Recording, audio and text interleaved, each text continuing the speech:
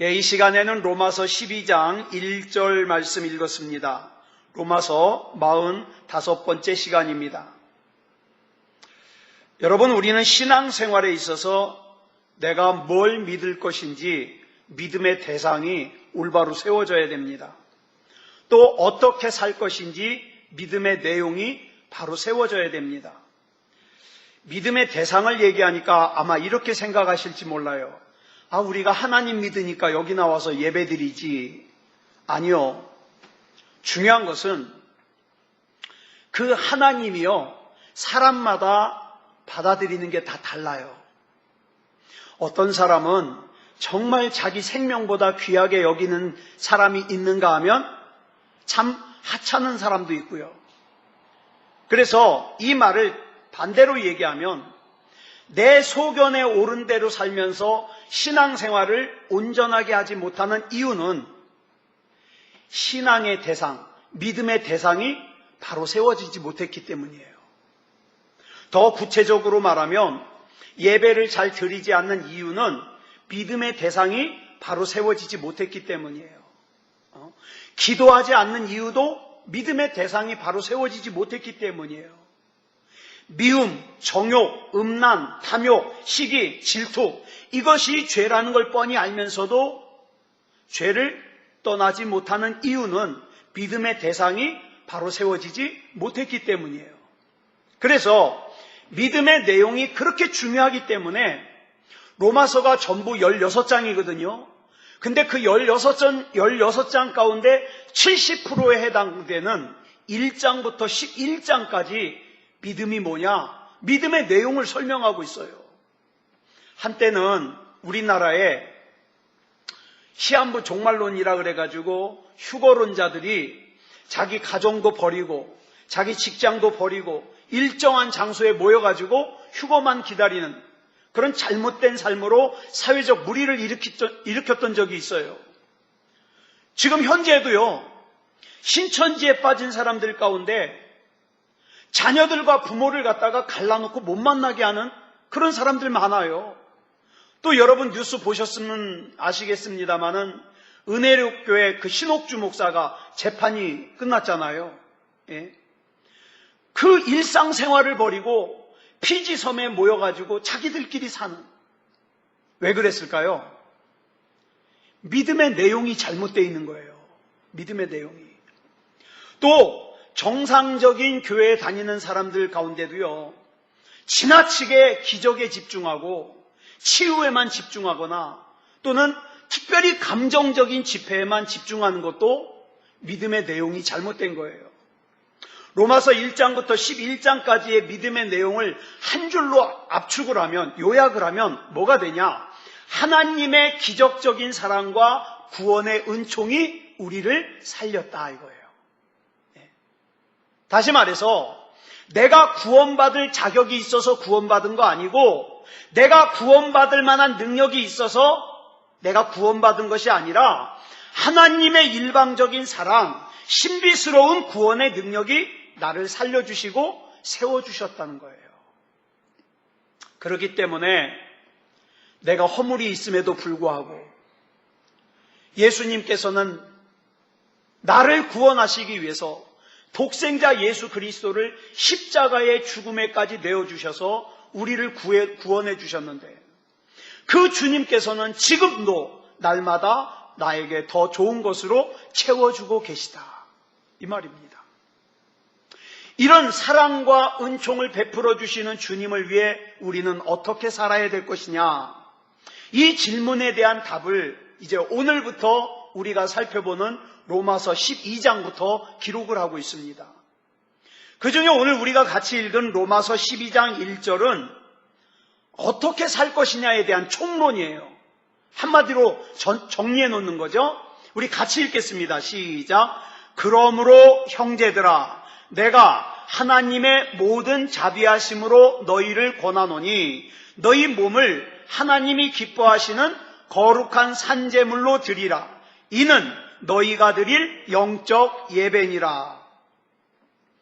여기서 그러므로라는 말은 이제 앞으로 우리가 살펴봐야 되는 로마서 12장의 내용이 그렇게 살아야 되는 이유와 근거가 로마서 앞에 있는 1장부터 11장까지 기록이 되어 있다는 뜻이에요. 다시 말해서 우리가 로마서 12장 이후의 삶을 이해하려면 반드시 우리가 앞에서 살펴본 로마서 1장부터 11장까지의 내용을 바로 알아야 된다는 거예요.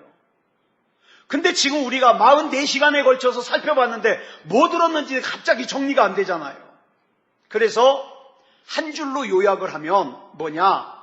신비스러운 주님의 은총이 나를 살리셨으며 주님의 영광이 나를 세워주셔서 오늘 이렇게 예배 드릴 수 있게 해주셨다 이거예요. 이게 11장까지 내용이에요.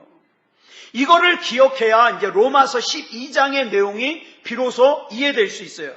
그런데 우리가 오늘부터 살펴보는 12장부터는 앞에와는 분위기가 좀 달라요. 뭐가 다르냐? 로마서 11장까지는 어떠했냐면 아주 바울이 단호하게 얘기해요. 은혜를 더하려고 죄에 거할 수 있느냐? 없다. 절대 없다. 단호하게. 또 허물 많은 이스라엘 백성을 하나님이 버리시느냐? 절대 버리지 않으신다. 단호하게. 그런데 12장부터는요 좀 달라요. 뭐라고 시작을 하느냐? 하나님의 모든 자비하심으로 너희를 권하노니 이렇게 부드럽게 얘기해요. 왜 그럴까요? 이유가 있어요. 로마서 1장부터 11장까지 언급된 믿음의 대상, 믿음의 내용, 복음의 교리는 사람들이 믿든 안 믿든 받아들이든 받아들이지 않든 상관없어요. 그건 진리예요. 불변의 진리예요. 그렇기 때문에 바울은 타협의 여지 없이 단호하게 얘기하는 거예요. 그런데 이제 그리스도인이 어떻게 살 것인가? 이 윤리적인 문제로 넘어가면서 달라져요. 여러분 아시다시피 교회 다닌다 그래서 모든 사람이 다 윤리적으로 삽니까? 그렇지 않아요. 윤리적으로 착하게 사는 사람이 있는가 하면 형편없이 사는 사람도 있어요. 교회 다니는 사람 중에. 다른 사람을 배려하는 사람이 있는가 하면 자기만 아는 이기적인 사람도 있어요. 그러나 하나님을 진짜 믿는 사람이라면 바른 삶을 살아야 될 의무가 있다는 거죠. 그런데 여기서 중요한 사실은 그러면 바른 삶을 살아야 되니까 야단치고로서라도 질책해서라도 억지로 그런 바른 삶을 살게 할까? 그건 아니라는 거예요. 예를 들어서 제가 얼마든지 찝찝하게 얘기할 수 있어요. 예를 들어서 공예배 빼먹는 사람은 앞으로 한 1년 안에 엄청나게 힘든 저주를 받을 거라고 막 이렇게 얘기하면요 예배 빠지고 싶어도 찝찝해서 못 빠져요. 그런데 이렇게 야단치고 질책을 하면 부작용이 있어요. 무슨 부작용이 있냐? 무서워서, 물론 예배 안 빠질 수 있어요. 무서워서, 두려워서. 그런데 무서워서, 두려워서 억지로 끌려가는 삶은 바른 삶을 어느 정도까지는 가지만 그 이상은 못 가요. 왜? 신앙생활의 기쁨을 모르거든요. 은혜를 모르거든요. 그러니까 진짜 바른 삶은 어디서 가능해요? 오직 하나님을 향한 진짜 사랑 안에서만 가능해요. 하나님을 진짜 사랑하는 사람만이 진짜 믿음의 삶을 살 수 있어요. 바울은 그걸 알고 있었어요. 그래서 뭐라고 그럽니까? 하나님의 모든 자비하심으로 권한다. 여러분 인간에게 자비가 있어요 없어요? 나에게 자비가 있어요 없어요? 여러분 없어요? 자비가 없는 걸 뭐라 그래요? 무자비하다 그러죠? 여러분 무자비합니까? 아니요. 어느 정도 자비가 있어요. 자비가 없진 않아요. 그런데 나에게 있는 이 자비라는 게 어떤 자비예요? 끝이 있고 한계가 있어요. 어느 이상은 못 참아. 그죠? 못 참아요. 그래가지고 바울은 자기의 자비라고 하지 않고 누구의 자비라 그래요? 하나님의 자비. 그것도 그냥 하나님의 자비. 하나님의 자비라고만 해도 인간의 자비와 비교가 불가능할 정도로 대단한데 이 하나님의 자비 앞에 뭘 붙였어요? 모든. 그러면 하나님의 모든 자비하심이라는 게 뭘까요? 그게 바로 하나님의 기다려주심이에요. 하나님이 나를 기다려주시는 게 자비하심이에요. 사람이요, 아까도 말씀을 드렸지만은 어느 정도까지는 참을 수 있어요. 너 한 번만 더 해봐라? 그러면서 이번만은 참을 수 있어요. 그런데 제가 제 성격을 경험해 보니까 그다지 오래 못 참아요. 그다지 오래. 그러나 하나님께서는 끝까지 참으셔요. 자, 하나님께서 그렇게 끝까지 참으심이 만든 걸작품이 누구예요? 그게 바로 저와 여러분이에요. 저와 여러분이 이렇게 예배 드리고 있는 거예요. 우리는 말로는 누군가에게 인내한다고 하면서 사랑한다고 하면서 사실은 내 마음에서 포기하고 방치하는 경우가 많아요. 그렇죠? 특별히 내가 좋아하지 않는 사람에 대해서는 그 인내와 사랑이 더 짧아요. 못 참아요. 그런데 여러분, 요한복음 13장 34절과 15장 12절에 보니까 기가 막힌 말씀을 예수님께서 하셨어요. 같이 읽어볼까요? 시작. 내가 너희를 사랑한 것 같이 너희도 서로 사랑하라. 그런데 실제로는 어때요? 예수님이 나를 사랑하신 것 같이 내 옆에 있는 사람 사랑합니까? 아니요. 예수님의 사랑과는 비교도 할 수 없는 얄팍한 사랑하고 있어요. 그나마 내 자식, 내 가족은 조금 더 사랑해요. 그런데 다른 사람에 대해서는 너무 사랑이 빈약해. 네. 기억하세요. 내가 너희를 사랑한 것 같이 너희도 서로 사랑하라. 그런데 하나님의 인내와 사랑은요, 어때요? 우리의 빈약한 사랑과 달라요. 바울이 이런 하나님의 모든 자비하심을 가지고 권하는 것이라고 지금 고백하고 있는 거예요. 여기서 권하다, 무슨 뜻일까요? 권면하다, 충고하다, 그 뜻이 아니에요. 이 권한다를 헬라어로 파라칼레오라 그러는데 무슨 뜻이냐면 위로한다는 뜻이에요. 예수님께서 마태복음 5장 4절에서 이렇게 말씀하셨죠. 시작. 애통하는 자는 복이 있나니 그들이 위로를 받을 것이며, 여기서 말하는 위로도 파라칼레오예요. 누군가 나에게 잘못을 했어요. 그런데 내가 그 사람의 잘못을 정죄만 하고 꾸짖기만 하는 것이 아니라 하나님의 말씀으로 그 사람을 격려하고 위로하고 반복적으로 사랑을 베풀어 나감으로써 그 사람이 바른 삶을 살 수 있도록, 이게 파라칼레오예요. 그래가지고 사람이 근데 말을 들어요, 안 들어요? 안 들어요. 그래가지고 그 문제 때문에 애통하는 거예요. 하나님, 아무개가 왜 이렇게 하나님 말씀대로 안 살까요? 예수를 안 믿을까요? 예배를 잘 안 드릴까요? 이걸 가지고 하나님 앞에 애통하는 사람을 어떻게 한다? 그들을 위로하신대요. 파라칼레오 하신대요. 하나님께서 하나님의 말씀으로 나를 격려하시고 위로하시고 사랑해 주신다는 거예요. 그런데 예수님의 사랑을 실천하려고 하지 않는 사람은 경험할 수가 없죠. 경험할 수가. 여러분, 바울이 가는 곳마다 많은 사람들이 바른 삶을 살기 시작했어요. 예수님을 구주로 영접하고 바른 삶을 살기로 시작했어요. 이유가 뭐냐? 바울이 하나님의 모든 자비하심으로 가는 곳마다 사람들을 파라칼레오 한 거예요. 하나님의 말씀으로 격려하고 위로하고 사랑했어요. 그랬더니 그걸 보신 하나님께서 어떻게 해요? 바울을 하나님의 도구로 삼아서 어떻게 합니까? 많은 사람들을 변화시키는 역사를 일으키신 거예요.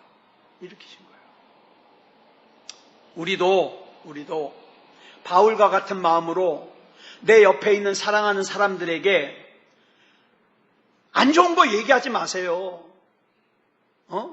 너 옛날에 뭐 20년 전에 나한테 이랬지 뭐 이런 거 하지 말고요. 그죠? 여러분들에게 하나님이 주신 말씀으로 그 사람들을 어떻게 해요? 위로하고 격려하고 사랑해 주는 거예요. 여기까지가 저와 여러분이 할 일이에요. 그러면 바울이 하나님의 모든 자비하심으로 권면한 내용이 뭐냐? 로마서 12장 1절 하반절을 보겠습니다. 시작. 너희 몸을 하나님이 기뻐하시는 거룩한 산제물로 드리라. 이는 너희가 드릴 영적 예배니라. 이 말씀에서 몸과 산제물이라는 단어가 나와요. 몸, 산제물. 여러분, 제사를 드리려면 반드시 있어야 되는 것이 뭐냐면 제물이에요. 근데 제물은 특징이 있어요. 조건이 있어요. 첫째, 구약에서 나오는 제물은 첫째, 점이 없고 흠이 없어야 돼요. 그렇죠? 둘째, 제물은 반드시 죽어야 돼요. 살아있는 거 제물 드려요, 못 드려요? 살아있으면 안 돼요. 반드시 죽어야 돼요. 제물이 죽어야 된다는 말이 뭐냐면 자기 주장을 하면 안 된다 이 말이에요. 예. 우리는 신앙생활하면서 자꾸 자기 주장을 합니다. 그래서 자기 주장과 맞지 않으면 어떡합니까? 기분 나빠하고 삐치고 싸우자고 대들고 시퍼렇게 자기가 살아있는 거예요. 그러면 제물이 될 수 없잖아요. 나는 죽고 예수는 살고 나를 따라오려는 자는 자기를 부인하고 자기 십자가를 지고 나를 따를 것이니라. 이걸 한마디로 정리하면 제물이 되어야 된다. 제물. 예. 이렇게 자기가 살아있으면 제물이 될 수 없어요. 자기를 부인하고 자기 십자가를 지고 비우는 사람만이 온전히 하나님 앞에 드려지는 제물이 될 수 있어요. 우리가 우리 자신을 하나님께 드리는 것은 내가 뭘 하나님 앞에 받기 위해서가 아니에요. 내가 이렇게 예배를 잘 드리면 부자가 되게 해주시겠지? 내가 이렇게 예배를 잘 드리면 하나님이 뭘 좋은 거 주시겠지? 이런 걸 받기 위해서가 아니고 내가 뭔가를 채우기 위해서도 아니라 내가 하나님 앞에 온전히 드려짐으로 말미암아 내 뜻, 내 주장이 완전히 사라지고 하나님께서 나를 사용하실 수 있게 하는 거. 이게 제물이에요. 이게 제물. 그런데 구약시대에는 이 두 가지 조건만 있으면 돼요. 점 없고 흠 없을 것, 반드시 죽을 것. 이것이 바로 하나님의 사랑을 알고 깨달은 사람이 어떻게 이 세상을 살아야 되는가에 대한 총체적인 답이에요. 그런데 신약시대에 와가지고 오늘 본문 말씀인 로마서 12장 1절에는 한 가지 조건이 더 생겼어요. 그게 뭐냐면 산제물로 드리라 해요. 이건 뭐지? 분명히 제물은 뭐하라 그랬어요? 죽어야 된다 그랬어요. 근데 여기서는 산제물이래요. 이렇게 산제물로 드려지는 것이 뭐다? 영적 예배다 그랬어요. 그러면 여기서 말하는 영적 예배는 우리의 삶 자체가 제사로 드려지는 걸 의미해요. 그런데 우리 삶을 제사로 드리는 것을 그냥 예배라고 하지 않고 영적 예배라고 그랬어요. 그리고 영적 예배는 산제물로 드리는 거라고 그랬어요. 무슨 뜻일까요? 제물은 죽는 거라고 그랬는데 예배 시간에 경건한 모습을 하고 찬양도 잘하고 성경 내용도 잘 알고 막 얼굴 표정이 온화하게 웃으면서 할렐루야 그러면 그 사람은 산제물이 되는 거예요? 영적 예배 드리는 거예요? 만약에 예배 시간에만 그러면 산제물이 된다. 그러면 예배당을 벗어나서는 그렇게 안 살아도 된다는 말이에요? 만약에 예배당에서 드리는 예배만이 산제물이 되는 거고 영적 예배를 드리는 거라 그러면 그 말은 곧 뭐가 되는 거예요? 예배당 밖에서는 아무렇게나 살아도 된다는 뜻이 되는 거예요. 그거 아니에요. 여기서 말하는 영적 예배에서 영적은요 헬라어로 뭐냐 로기코스라 그러는데 뭐냐면 분별력이에요. 생각하는 거예요. 생각. 옳고 잘못된 것을 분별하는 거. 이성적인 거.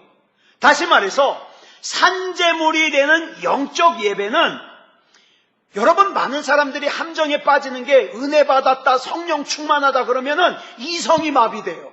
그냥 거기 분위기에 휩싸여가지고, 주야, 그러다가 은혜 받았다고, 성령 받았다고. 그래가지고 막 가슴이 두근거린다고, 그 다음에 막 눈물이 막 쏟아져 나온다고, 그걸로 다 끝난 줄 알아요. 분명히 기억하세요.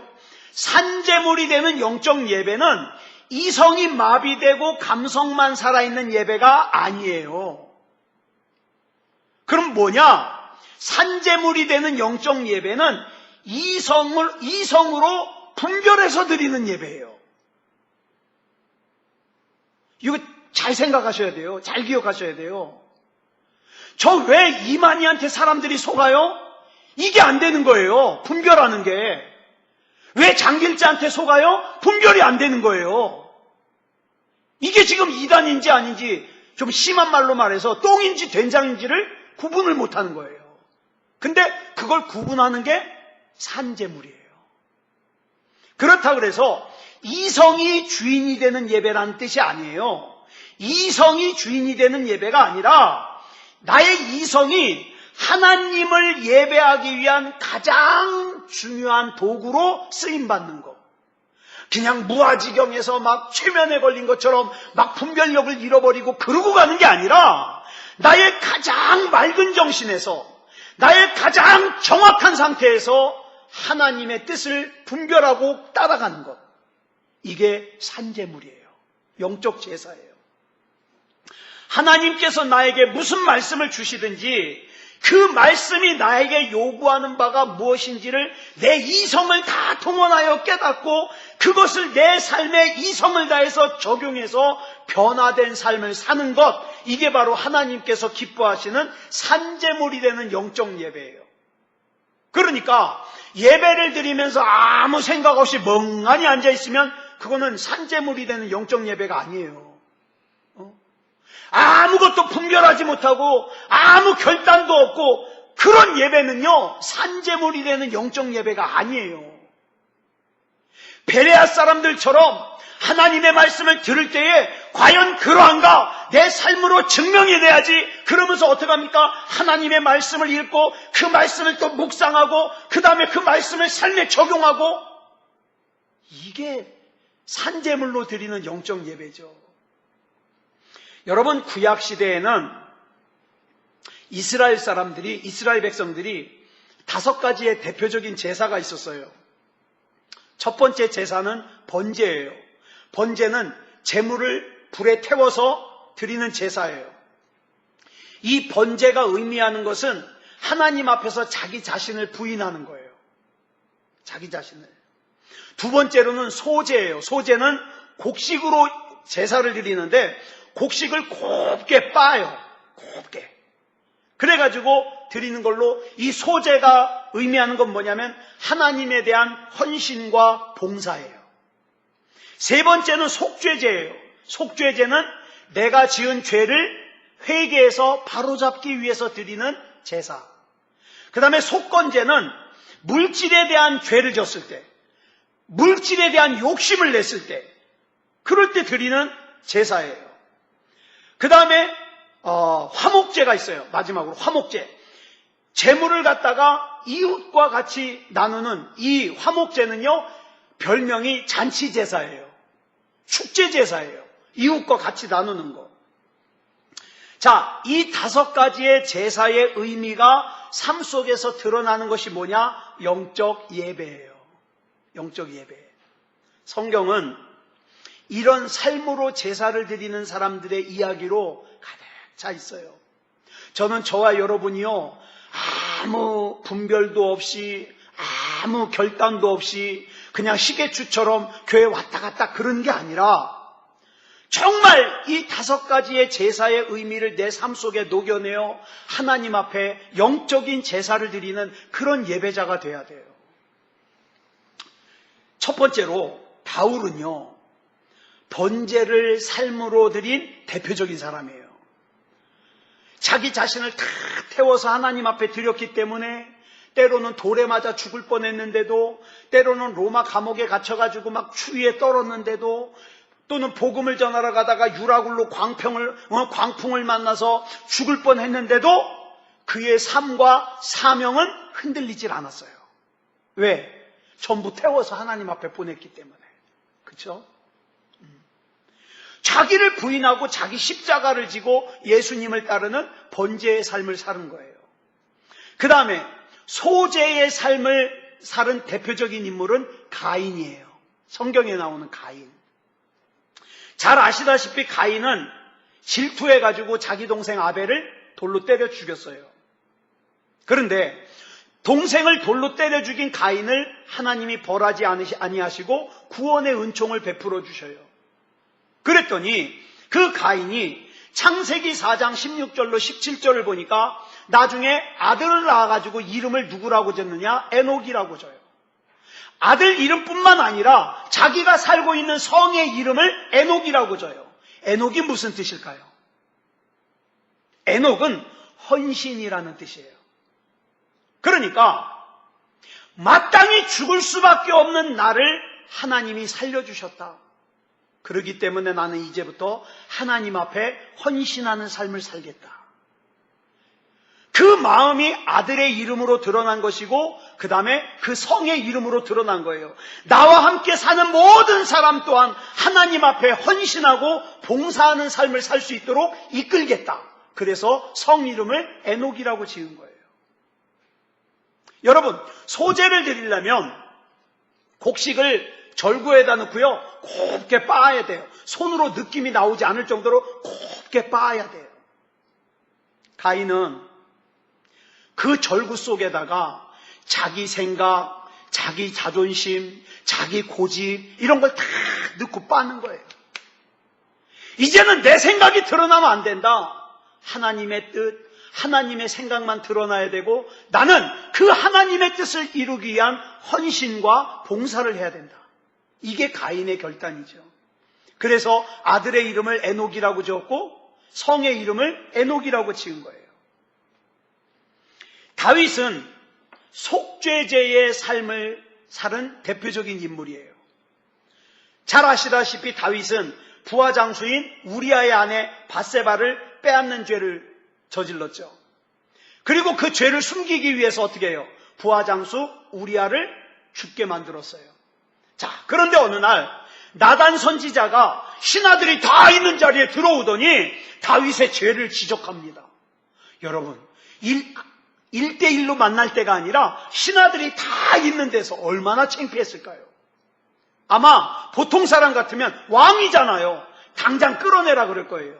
그런데 다윗일 수 있었던 것은 신하들이 다 있는 자리에서 나단 선지자가 얘기할 때 다윗이 그 신하들이 다 있는 자리에서 자기의 잘못을 고백합니다.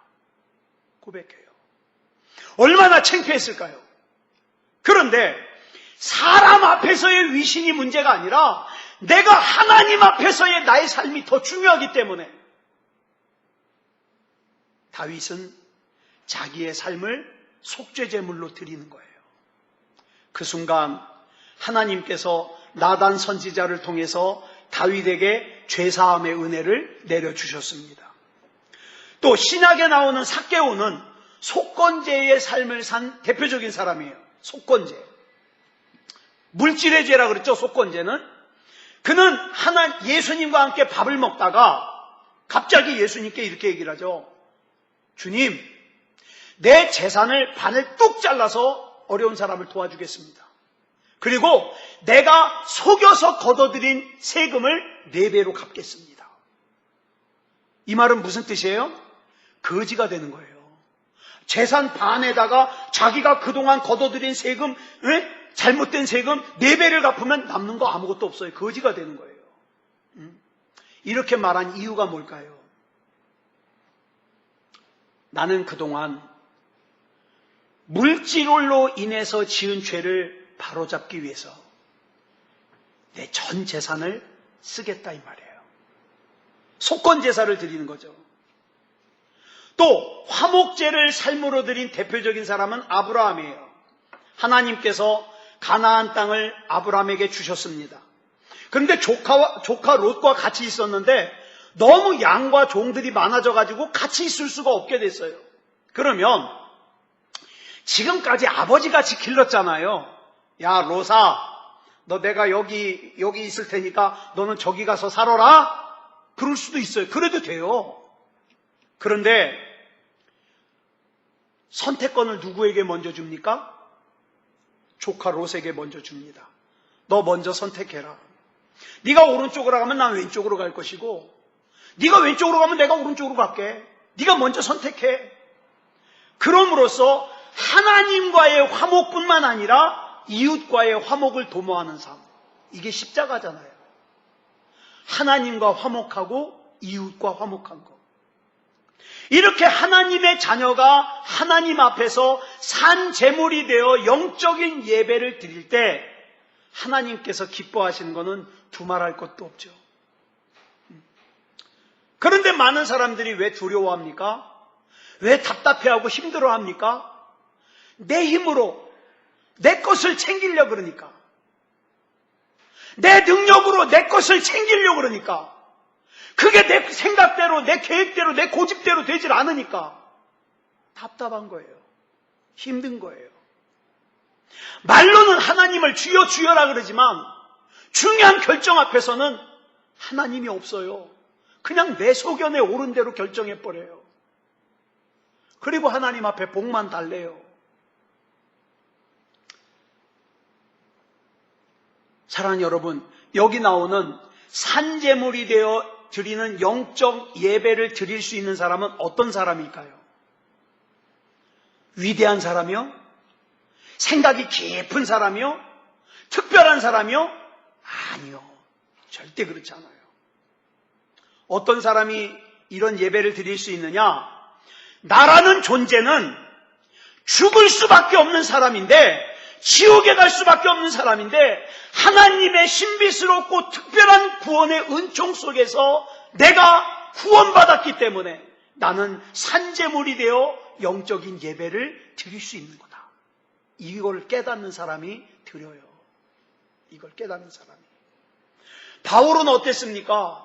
다메섹으로 가던 길에, 예수 믿는 사람들 잡아 가두려고 다메섹으로 가던 길에 함께 가는 사람들은 다 못 봤는데 자기만 빛을 보고 예수님을 만나고 구원받았어요.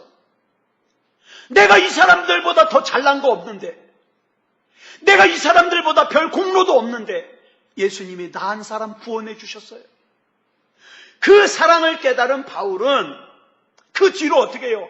한 사람의 영혼에게라도 더 복음을 전하기 위해서 돌에 맞기도 하고, 감옥에 갇히기도 하고, 매를 맞기도 하고, 풍랑을 만나기도 하고, 그래도 조금도 주저함이 없이 어떡합니까? 복음을 전합니다. 우리가 지금 사도행전을 나누지만 뭐라 그랬어요? 옆에 있는 기도하는 사람들이 다 가지 말래요. 바울 선생님, 예루살렘에 가면 결박과 환란이 기다리고 있습니다. 못 가십니다. 바울이 뭐라 그래요? 그 신비스러운 은총 속에서 나를 구원하신 주님이, 내가 예루살렘에 가도 환란과 결박이 나를 기다리고 있는다는 걸 알아도 내가 그 사명을 감당할 걸 날 믿으시고 그 귀한 사명을 맡겨주셨는데 내가 어찌 그걸 감당 안 하겠느냐고, 울지 말라고, 막지 말라고 이렇게 얘기를 하잖아요.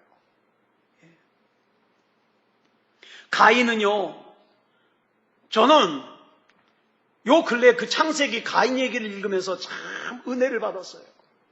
가인은요, 동생인 아벨을 돌로 때려 죽였음에도 불구하고 하나님이 벌 주거나 저주하거나 징계를 주시는 게 아니라 뭐라 그래요? 생명의 표시를 주셨어요.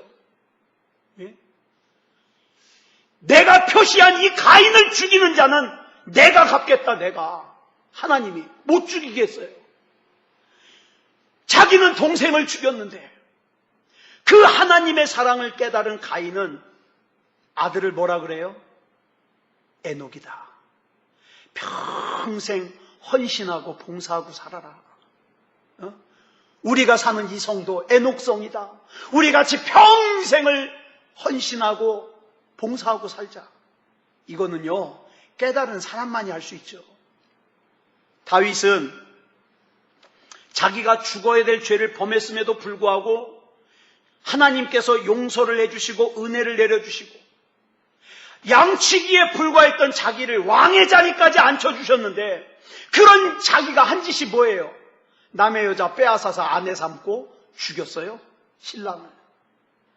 그런데 그런 죄를 저지른 나를 하나님이 용서해 주셨거든요. 그래서 어떡합니까? 내가 하나님 앞에는 내가 믿음다운 믿음이어야 되겠고 하나님이 나에게 맡겨주신 이스라엘 백성에게는 내가 정말 좋은 왕이 돼야 되겠다. 성군이 되잖아요. 삭개오는요. 자기 민족에게 나라를 팔아먹은 매국노라는 소리를 들은 그런 세리였음에도 불구하고 주님께서 친히 우리 집에 들어오셔서 베풀어 주신 그 구원의 은총이 너무 좋아서 그동안 내가 신처럼 받들고 살았던 물질, 재물을 갖다가 어떡합니까? 다 내려놓을 수 있는 거예요. 왜? 나에게는 이 돈보다 더 좋은 예수님이 내 구주가 되셨으니까. 아까 이런 말씀 드렸죠? 믿음의 대상이 다 다르다고. 자, 보세요. 똑같은 예수님인데 삭개오 같이 나에게는 지금까지 내가 신과 같이 받들어온 이 재물보다 예수님이 더 귀해, 이렇게 예수님을 더 귀하게 대상으로 삼는 사람이 있는가 하면 무슨 예수님이 내가 기도했는데도 부자도 안 되게 해줘? 에이, 별것도 아니네. 하찮게 여기는 사람도 있죠. 그 믿음의 대상에 따라서 뭐가 달라져요? 믿음의 내용이 달라져요. 믿음의 삶이 달라져요. 예. 아브라함은요, 갈대아우르라는 곳에서 대대로 우상을 섬기면서 살던 사람이었는데 하나님께서 일방적으로 은혜를 내려주셔서 믿음의 조상이 되게 하셨어요. 그래서 그 은혜와 사랑을 깨달은 아브라함은 믿음의 모델이 되는 그런 삶을 살 수 있었던 거죠. 자, 우리가 지난 44시간에 걸쳐서 살펴본 로마서 1장부터 11장까지 나타난 주님의 신비스러운 사랑을 저와 여러분이 진짜로 깨달았다면 산제물이 되는 영적 예배를 드릴 거예요. 그러면 어떻게 돼요? 말도 달라져요. 생각도 달라져요. 마음도 달라져요. 삶이 달라져요. 네. 하나님의 말씀은 그냥 외우고 아는 걸로 끝이면 안 돼요. 하나님의 말씀은 살아있고 운동력이 있기 때문에 그 말씀이 내 삶 가운데 잘못되고 죄악된 부분들을 어떻게 해요? 잘라낼 수 있어야 돼요. 그리고 죽음에 이르는 병인, 지옥으로 끌려가는 병인 그 죄악의 병을 수술해가지고 어떻게 해요? 하나님 앞에 새 생명으로 설 수 있어야 돼요. 사랑하는 여러분, 신앙생활 절대 쉬운 거 아닙니다. 신앙생활은요, 내가 죽어야 돼요. 그런데 내가 죽으려고 하는 사람들이 너무 없어요. 요즘에는. 어때요? 나는 그냥 시퍼렇게 살아있고 하나님은 나한테 복만 달라는 거예요. 편하게 살 수 있게만 해달라는 거예요. 잘못된 신앙의 내용이에요. 나는 죽고 예수님이 살아야 됩니다. 내 뜻은 죽고 하나님의 뜻이 살아야 됩니다. 이렇게 사는 저와 여러분이 되기를 그리스도 예수님의 이름으로 간절히 축원합니다. 기도하겠습니다. 사랑의 아버지 하나님, 감사합니다. 우리 하나님의 은혜 가운데 로마서 1장부터 11장까지 끝나고 오늘 12장을 들어갔습니다. 하나님, 정말 영적 예배를 드리는, 산제사를 드리는 우리가 되게 해 주시옵소서. 우리에게 있어서 직분이 중요한 게 아니라, 내가 얼마 동안 교회 다녔느냐가 중요한 게 아니라, 지금 내 안에 하나님이 인정하시는 구원받을 만한 믿음이 있는가? 이것이 중요하고, 내가 지금 드리는 이 예배가 정말 살아있는 영적 예배인가? 이것이 중요하니 하나님께서 붙잡아 주시옵소서. 우리 하나님께서 인도해 주시옵소서. 온전히 앞으로 로마서 12장의 말씀을 나누어 갈 때에 더 많은 것을 깨닫게 하시고 우리 삶 가운데 적용할 수 있도록 인도해 주시옵소서. 모든 것을 우리 주님 앞에 맡겨드리오며 그리스도 예수님의 이름으로 간절히 기도드렸사옵나이다. 아멘.